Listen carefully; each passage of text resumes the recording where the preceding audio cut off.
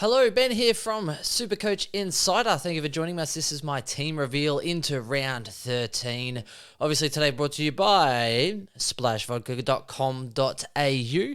Thank you again for our continued sponsorship. I believe they're hitting us up with some more delicious treats.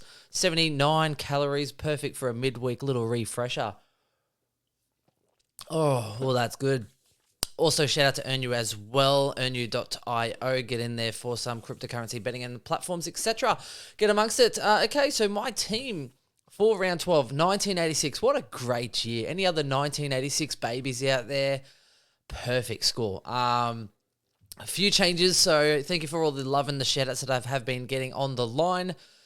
I did do up a little bit of a Saturday podcast, as you would have known, to just kind of say, hey, like, how can we try and salvage things and try and sort of work my way through it? And today I'm going to work you through my side and what I'm sort of thinking and coming up with some possible scenarios if where isn't named on tomorrow. So once they sort of release the Sunday teams as far as this extended bench, etc. Before I move on, SC Insider 100. You can find us on Facebook, Twitter, and Twitch, all the audio platforms as well. So Spotify, SoundCloud, Stitcher, you name it. And on the YouTube, obviously, do please like, subscribe, get amongst it. Please join our wonderful family and keep on kicking on. So 1986 last week, you would have seen now have a bit of a spike, 276th overall. Really happy with how my season is going at this current point in time.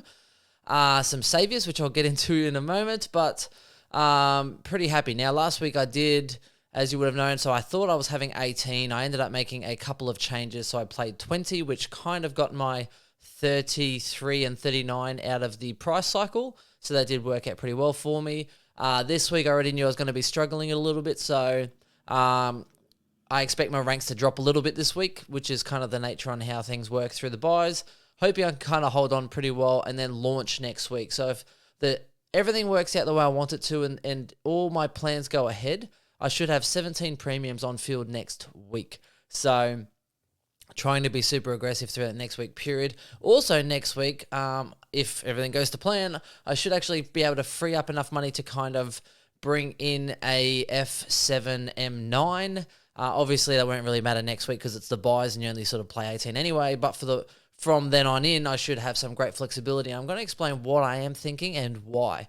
So let's have a look at my team. So there was a slight change compared to what I was talking to everyone last week. I completely forgot. I mentioned it on the... this still annoys me. I mentioned it on the podcast with Chris and Swizz on... Don't forget you can reverse your trades. So last week, after all the disappointment, I'm like, hey, how can you salvage your teams and go through a few things? I had the realization I could still bring Roses back into my side. But the issue is because I kind of brought in Sicily and I was freeing up a lot of cash and I was still happy to bring in Sicily, I needed to get rid of somebody and free up cash. So I made the decision because originally last week I was thinking I was going English. And I was like, well, hang on, I'm going Sicily. So I've already kind of got an extra person playing this week. So I thought I'd kind of risk it for the biscuit a little bit. I got rid of Hayes for Teakle to free up some cash. So as you can see, I've got $126,000 there. And it also meant I kept Roses, who got an 83. So that was a 50-point bump based on my lowest price, my lowest scorer. So I was extremely happy. Scored more than English. Literally got K'd on the D. It was so good. I could not have been happier. And now there's this funny sort of situation that some people are having. Roses has a break-even of 4. I've got, McComb's priced out, so he's gone.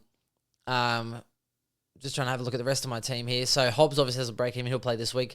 Stevens, doesn't really matter. Clark's got a break-even of 18. So I'm now looking like, okay, well, who do I want to play next week? Who do I want to sort of make me some cash? And is there some kind of flexibility around it? So let's hit optimize, see if this works for me. So here's what I'm thinking for this week.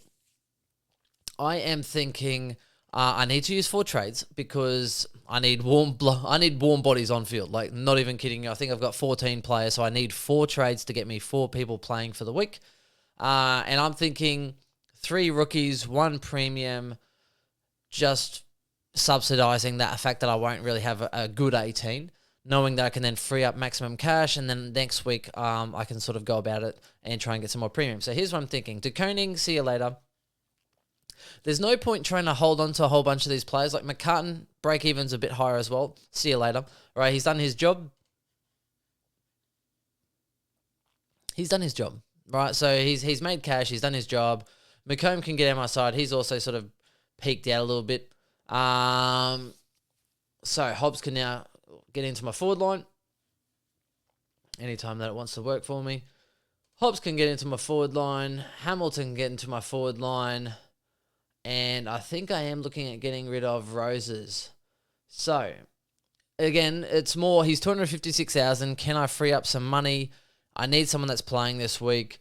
It's pretty much like, say, him or Clark. Now, I think Clark probably has a better scoring history. Roses also, they're not going to play a bad team all the time.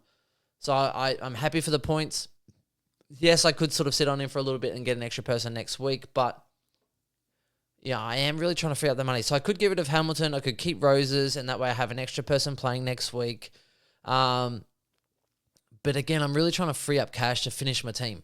You know, at this point in time, I'm not really overly fussed about money. I'm focused on rank. I need points on field. I need money to get points on field. So for me, I'm really trying to free up some cash. I should have a strong team next week anyway, so I don't really need to hang on to him to try and, get an extra $20,000 or $25,000. Do you know what I mean? By that point, everyone's got a full squad. Cool, you're generating money while going backwards. Like, it just doesn't make sense. So sometimes you just have to cut them early, be super aggressive, finish your team, and try and get a leg up on your opponents. If you're playing for league, sure, you could milk it out for a bit more, wait till he gets to, hope he gets to 300 and then try and cash him in if you're playing for leagues. But generally, you also want to try and make sure you try and get that top 4 spot for your leagues anyway, because it gives you that double chance. There's no point in saving trades, saving money just to get kicked out in that 5th to 8th sort of spot. So for me, I think it's Roses gone. The only one I need to make sure I do before lockout, which I should probably check what time the actual bloody game starts, because knowing me, I'll stuff up, is the Richmond announced a debutant. So he will be coming into my side. 720. Oh, geez, I better get a move on. Okay, so let's have a look at debutants. Judson. So Clark coming into my side. Warrior Judson into my side. Now I need Ware to be playing because I need that defender. Otherwise, it's probably going to mess me up a little bit, and I'm going to have to get a little bit tricky. So I will explain that sort of positioning if that does happen. That would really suck. Midfield, I'm going big boy Parrish. So if you have a look, the team pod we did this week with Chris and Swizz, basically it's him or Walsh for me. I do like Merritt, except for the fact that I have a lot of money, and I'm looking at having a loophole player anyway. Even if I trade, basically I should be able to trade Clark and Hobbs to still get a premium just based on that. Like Hobbs is 300, and throw an extra 150 on him plus a little bit more. So I should be able to make a premium there. I've got plenty of trades at this point, so Clark, get out of there, mate. Parrish, and the last one for me is Owens. So Owens I did expect to get named, so that's all good. I'm pretty happy with that. So now if you have a look at my bank, I've got $400,000 left over. I've got a pretty good sort of ensemble of players. And Clark, make sure I get you on the field, mate. So now I've got 18 for this week. Hamilton not named, I guess that sucks, but for $400,000, so I got $400,000 in the bank. So here's what I'm thinking. Hobbs, I could throw $300,000 onto Hobbs, and I've got myself a Bontempelli, or, that kind of thing. Then I should be able to go Clark down and free up another $150,000 per se. So that then gives me about $250,000, and I'm trying to sort of get up on somebody else to sort of make it happen is sort of what I'm thinking. So it's a bit of a tricky situation. I'm just trying to have a look at my team at the moment. So I might not actually be able to make that work. I could definitely get one of those players next week. I might have to sort of try a long game it a little bit more as far as a loophole, or just play best team. I am considering just doing that and throwing that extra 100,000 onto Petraka and trying to get somebody else of a decent caliber. So Bontempelli, I'm not too fussed with. I do like Bontempelli, but again, with the news about his injury and the rest of it, I'm just sort of not extremely fussed, so I might kind of wait that one out a little bit. But either way, next week I will have a finished side. So I think that's probably the main priority for me. I was going to look at a cheaper option, so Merritt would free up 100,000 and probably make it easier for me to try and go like a Bontempelli the idea would be like Cornelio gets pushed and I can loophole Butters and Cornelio through that sort of M7s, F7 and M9 kind of bracket would be ideal for me. So that's where I guess looking for value does work out, because then you can have a little bit of flexibility. Just trying to look. I'm not sure if I will actually be able to do that because I have spent max cash, which is the issue of spending 630 for Sicily, which I wasn't planning on doing, and also spending another 620 on Parrish. So yeah, Clark and Owens. I mean, if I threw 200 on each, I could probably get something okay. Especially for Hobbs, I should be able to get something for about 500. And Clark, 200 on him probably won't get me a whole lot. So, not sure I will get that fantasy, the real optimistic extra player that I was looking at. Again, if I did go and say a Merit, then that frees up $100,000. So then I could probably have a $500,000 player, and I could also have a $570,000 player, and then have some loophole sort of possibilities. But I feel like with my rank at the moment, I really do need to try and maximize points on field. So that might even mean like no loophole, just try and get as many points on field and get the best players on field that I can, and sort of go about it that way, which probably doesn't seem like the worst option to me at this point in time.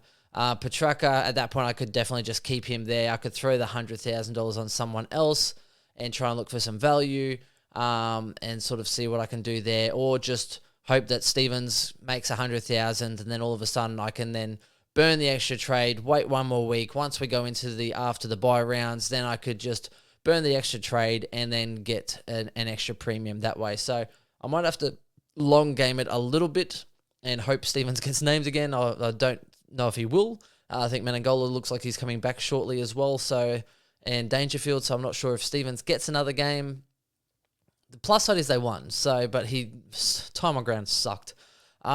Season VCs this week, I'm pretty much looking at going Lockie Neal VC into Oliver is pretty much one of the main ones I'm sort of looking at. I feel Cripps, this is one game that he could go big against. And the reason is Essendon don't really have someone that, they don't run defensively, number one.